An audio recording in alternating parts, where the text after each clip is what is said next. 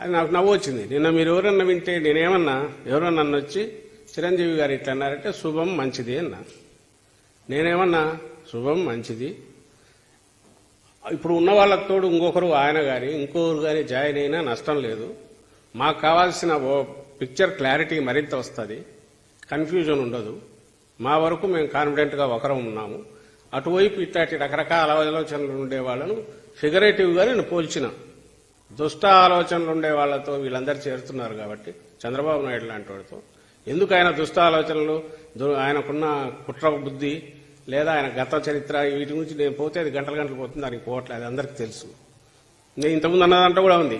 ఆయనకు అధికారంలోకి రావడం తప్ప అది పవన్ కళ్యాణ్ బాధ్యత, చిరంజీవి బాధ్యత, మోడీ బాధ్యత, పురంధేశ్వరి బాధ్యత అని ఆయన అనుకుంటుంటాడు. ఇట్లా అనుకున్నట్టే అన్నాడు. ఆయన కూడా దాంట్లో చేరినాడు, మంచిది. వేరే మేము ప్రజలు మాతో ఉంటేనే మేము అధికారంలోకి రాగలం కాబట్టి ప్రజలతో ఎట్లా ఉంచుకోవాలని మేము ఆలోచిస్తున్నాం జగన్మోహన్ రెడ్డి గారు. అలాంటి దుర్మార్గపు ఆలోచనలో ఉండే వాళ్ళందరినీ పంచతంత్రంలో క్యారెక్టర్స్లో ఇవన్నీ ఉంటాయి. రకరకాల గుంటనక్కలు, తోడేళ్లు, ఇవన్నీ.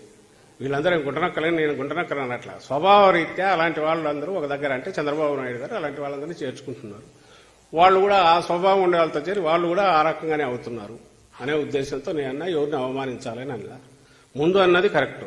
చిరంజీవి గారు ఆయన వ్యక్తిగా, ఇప్పుడు ఆయన వ్యక్తి మాత్రమే, మంచి సినిమా స్టారు, మధ్యలో రాజకీయాల్లో ఉన్నారు. ఇప్పుడు కాదని ఆయన డిక్లేర్ చేశారు. పెద్ద మనిషి, రాష్ట్రంలో అందరూ గౌరవించేవాడు అనుకుంటే ఆయన అభిప్రాయం మేరకు ఈసారి కూటమి రావాలని ఉంది. కూటమి అనగానే ఏమేమి వస్తాయి? ఇవన్నీ 1, 2, 3, 4 వస్తాయి. పోనీ ఆయన ఎవరిని కూర్చోబెట్టుకొని చెప్పారా పక్కనంటే ఎత్తిపోయి దివాలా తీసి ఇదైపోయి బ్యాంకులు మోసం చేసిన వ్యక్తి ఆయన సపోర్ట్ చేస్తూ మాట్లాడారు.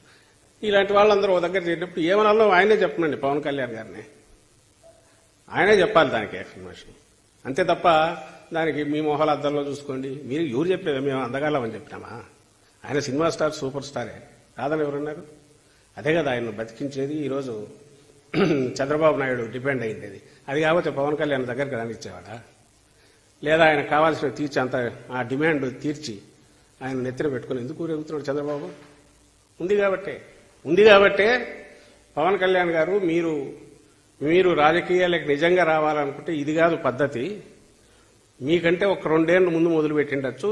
మన జగన్మోహన్ రెడ్డి గారు ప్రూవ్ చేసుకున్నారు. This is the way. మీకు బేస్ ఉంది, కోర్ ఉంది.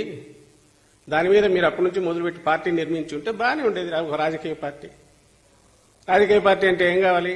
రాష్ట్రంలో ప్రతి చోట దానికి సంబంధించిన ఇన్ఛార్జీలు కావాలి, స్ట్రక్చర్ కావాలి, ఇవి పెట్టుకోవాలి.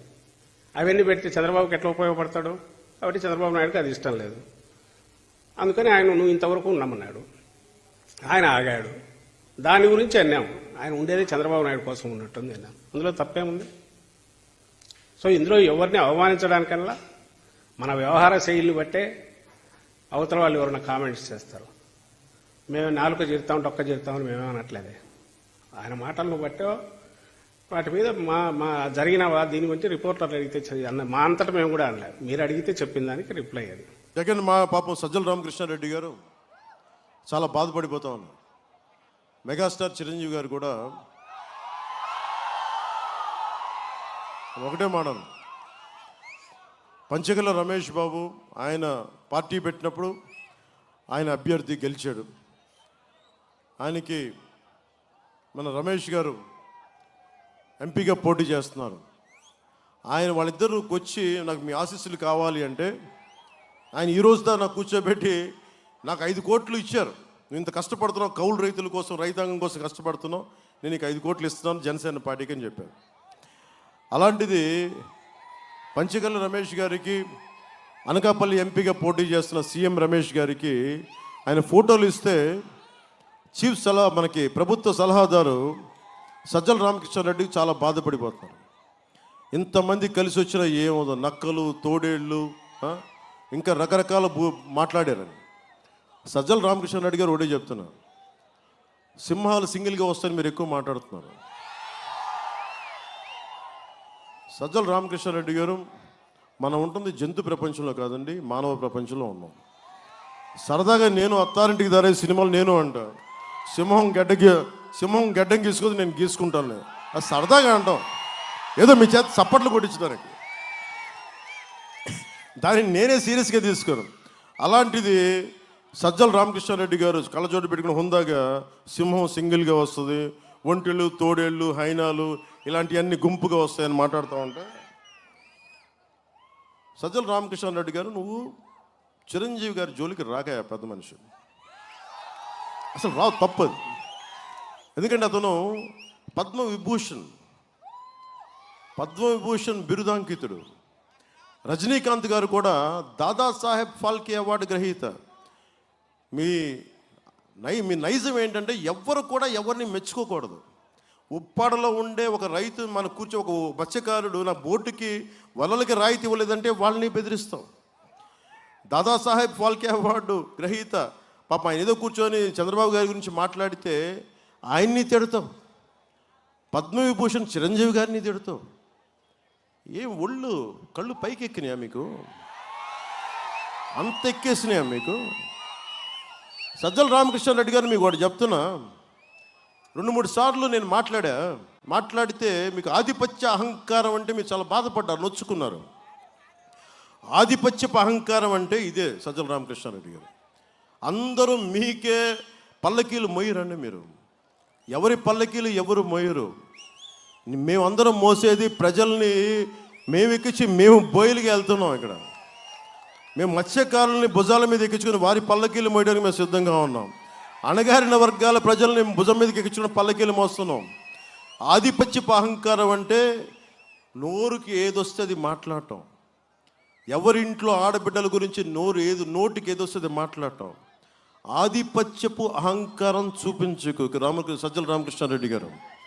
నేను మీలాంటి గుండా విధంగా మాట్లాడే వాళ్ళు చాలామంది చూసి వచ్చాను. నేను చాలా తెగించి వచ్చాను రాజకీయాల్లోకి.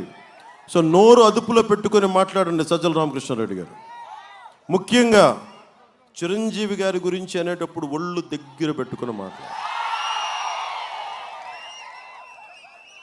అందరూ కలిసి అంటే ఒకడి మీద వస్తున్నారు, జగన్ మీద. ఎంత బలంగా ఉన్నాడో అని తెలుస్తుంది. ఒక ర్యాబీస్ వచ్చిన ఒక సునకం ఉంటుంది, మనం వెళ్ళిపోయి సింగిల్కి వెళ్ళాం, 5-6 మంది వచ్చారే జాగ్రత్త నోటిల్లు నువ్వు ఇట్రా పట్టుకో, దాన్ని కట్టేసి కూర్చోబెట్టి పక్కన పెడతాం. దాన్ని మీ వైసీపీ ప్రభుత్వం ర్యాబీస్ వచ్చిన ఒక కుక్కలా తయారైంది, ఎవరిని పడితే వాళ్ళని గరిచేస్తుంది. అందుకని మీరు ఏదైనా మాట్లాడితే మీరు మమ్మల్ని హైనాలు తోడేళ్ళు నక్కలు అన్నారు కాబట్టి మీరు ర్యాబీస్ వచ్చిన కుక్కలు మీరు.